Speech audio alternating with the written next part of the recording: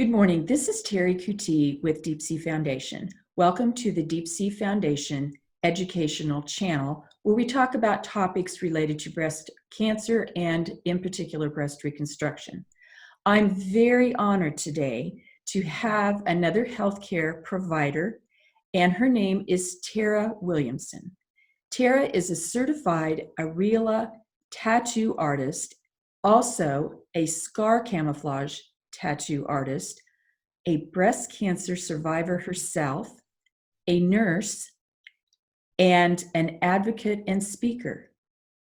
Wow, Tara, welcome. That was a mouthful. It is a mouthful. Thank you very much. Yes. I'm honored to be here. Oh, well, we're very glad to have you. I want to add to that Tara's business is called the Pink Ink Tattoo. I want to begin this morning, Tara, by having you tell us your story and also the services you provide.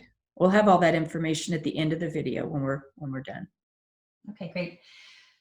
So my journey began at 39 years old. I was diagnosed with invasive ductal carcinoma, breast cancer. I didn't have any family history, and I couldn't feel a lump, but I had an amazing physician that wanted me to start doing mammograms when I was 30. I know it's super unusual, but she did, and I am so appreciative because it probably saved my life. Matter of fact, I know it did. So we started doing them at 30. She wanted me to continue every 2 years to have them done. I didn't. I don't always follow doctor's order, which you should. And I'm a nurse, so I know that you should. But I did it every 3 years. Yeah, happens to all of us. Oh, and I had children, and I was just living, and I didn't even think about breast cancer. It was nowhere on my radar at all. I don't, like I said, have family history, so. You were very young. And at 39, I went for my annual checkup, and my doctor said, I really want you to go. No, it's been 3 years. It's time to go. So I did, and something in my gut just kind of said, you need to go. And that's 2012, and that's when everything just kind of broke loose, and my life was turned upside down.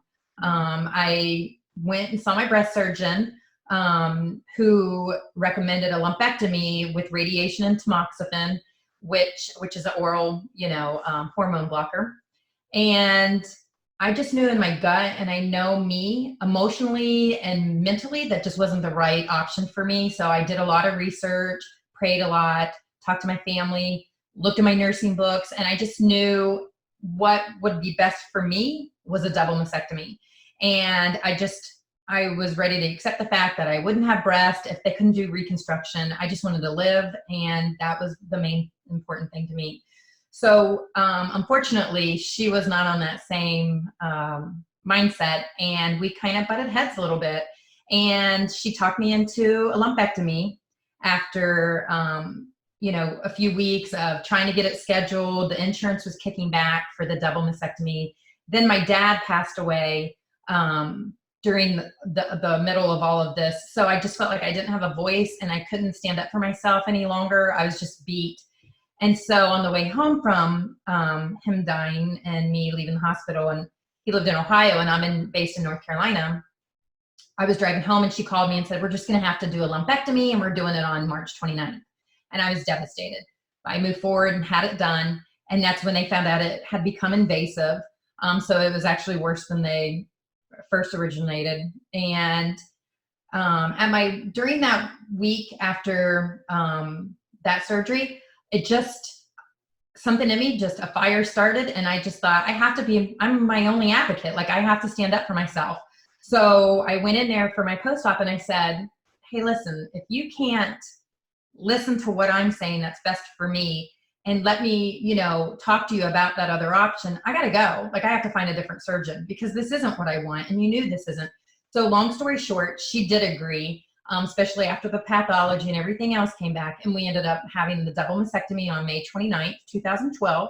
So I'm about to come up on my 8-year anniversary, which is good. And I'm excited. I can't believe it's already been 8 years, because when you're diagnosed, it's that whole year of just surgeries and doctors, and everything is just crazy. So to be 8 years out now, it's pretty amazing. I feel pretty blessed. Congratulations. Thank you.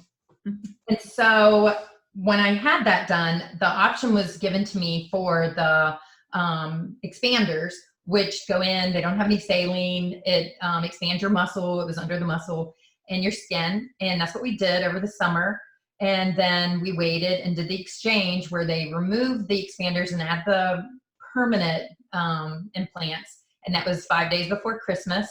And then March of 2013, I went in and had nipple reconstruction done and fat grafting. So I was put to sleep for that. And that doesn't have pigment, so there's no color there. Scarring, which could be a little bit of pink, but basically it's scars and no pigment. So Tara, what you're saying is you had the projection, Yes. but not the areola and the color of the new nipple that was reconstructed. Correct. And we knew going into it from the beginning that I wanted to get back as best as I could with realistic expectations, of course, but I wanted to be able to look in the mirror and feel normal again. And so we had already planned for this nipple reconstruction. Now, when I went, he talked to me about areola tattooing. I had never heard of it. I was blown away. Like, I almost fell at that table and I was like, you've got to tell me who does this. Like, this is amazing. I have to meet this person. How beautiful. And he said, well, there is no one. I mean, there's a few folks in the country. I want you to do your research on it. And I couldn't believe it because that was 2013. I mean, certainly we've evolved more. And to not have that many options at that time was, it was really sad. And I couldn't believe I'd have to travel across the country to go, have somebody do it. And, to be honest, I do have a couple of tattoos, so I'm not intimidated by that part of it. But for me, the only ones I found were in a tattoo shop, and that just wasn't the right fit for me. This was different and this was special. And, so I didn't choose to go there, and I ended up having the nurse perform them, which she was trained 3 times. So I thought, all right, her work looks okay.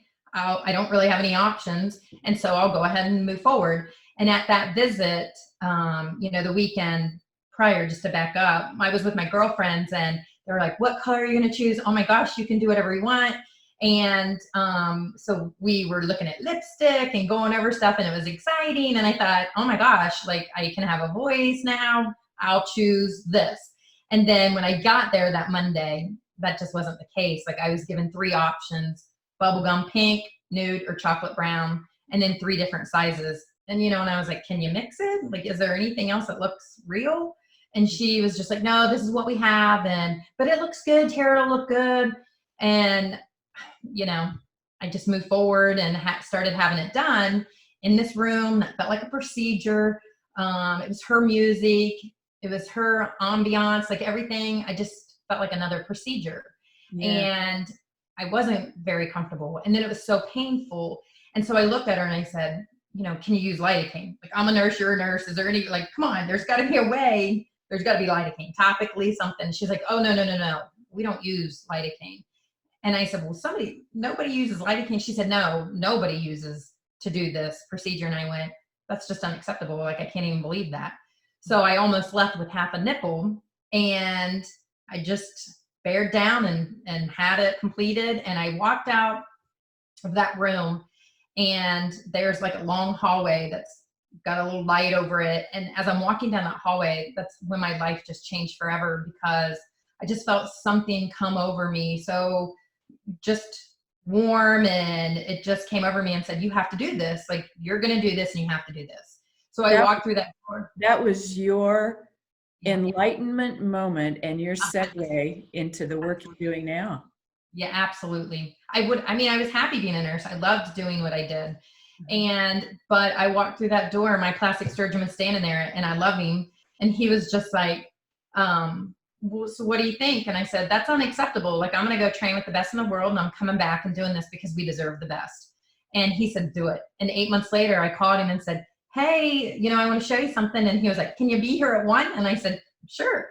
So I had already tattooed 4 women in New Jersey, and I was blown away. Like, that pen went in my hand, and the tattoo that came out of it was just so emotional. even to this day, after tattooing almost 2,000 women, like every time it's just so, it just makes me feel so good that I'm able, like it was totally God given. And I know that because there's no way, like I didn't do that before. I knew how to use a pen, but it was for an injection and not for a tattoo. Well, So now you have an emotional connection. absolutely. Not only these are your breast cancer sisters, but these are your clients, and you've walked the walk. Absolutely. And I never want any, and I knew when I was going to start pinking, when I called him that day and he said, come here, he stood up out of his desk and he was like, Tara, this is my office. You got to get in here and help women. Like you get in here and help them. And I've been there 6 years now. So I'm really honored and grateful to him for believing in me and seeing the need in our community for this, and I'm thankful that I picked up that I needed to do something too. Yeah. So for me, I just knew like from the beginning, everything was going to be included. Like I wanted this experience to be about you and what you want. So anytime anybody calls me, like typically it's not a conversation about like how much is it or what do you do or can I make an appointment. We end up having a conversation because I understand, like I've been there, I know how it feels. And so our conversation ends up being, just our journeys, both of us and everything. And I'm proud and honored to be able to do that. So, when they come in, they know that the music is what you want to hear. The ink, I made sure that it was, made in the USA. It is MRI safe. It's so if you need scans in the future, because we may, then that's something that's not going to affect it. Everything about it was so important to me because I wouldn't want to have an issue with myself with a procedure or a tattoo or anything. Like I want to know what's going in my body. And so that's what I want to be able to offer to a fellow survivor as well. So when they come, if they say, hey, Tara, can, my girlfriends come with me or my husband and my whole family, I'm not intimidated at all. You can bring 100 people in. I don't even care if it makes you comfortable and feel better, bring them because it is a celebration. That's awesome. This question came to mind because for me, I did not need your services. I had skin sparing, nipple sparing mastectomy, but something I never did, Tara, and I'd like your opinion on this. I did not take photos of my breasts before I had my double mastectomy. Now, again, I didn't need your services, but sometimes I wish that I had taken photos. And I've talked to some tattoo artists. Tell me your thoughts. Is it important for women if they are going to have their nipples removed? And again, that's dependent upon tumor size, tumor location, but also personal preference, peace of mind. Shared decision-making conversation with your healthcare team is so important. So important. Is it important for women, do you feel, to take photos before their mastectomy to help you with your services? Now, based on my own personal experience, I did take photos and, I've been asked this question before and I feel like it's so personal and we're so overwhelmed with so much information given to us about treatment and aftercare and everything else. And taking photos are probably the last thing you're even thinking about. But maybe that is something if you're newly diagnosed or you're about to go through a reconstruction process. Maybe I should because maybe I'll regret not doing it down the road. But ultimately, with the women I've met, and we talk about this, some do say that they regret not taking it. Others, like myself, when I first saw my pictures, both my pre-surgery, the first thing that came into, I just had this overwhelming of like, I don't want to see them. Like they were toxic. They tried to kill me. Like that was poison. And then, and I say this and I love this. I tattooed this lady when I first started and she said, Tara, God gave me my first set and now I get to pick my second set. And I thought, wow, how amazing. So it is true. If that's something that's important to you, absolutely take a photo. If, like others, it just is a reminder of what you went through or, that whole time period, that wasn't such a great thing. So it is up to the individual. And if they didn't and they regret it, we can definitely come up, and because I don't tattoo until we have the exact color, size, everything that they want. So we won't even start tattooing until they've made that final decision. Yeah. So what I'm hearing you say then, take the photo, maybe tuck it away in a file. If you need it for the future, it's there.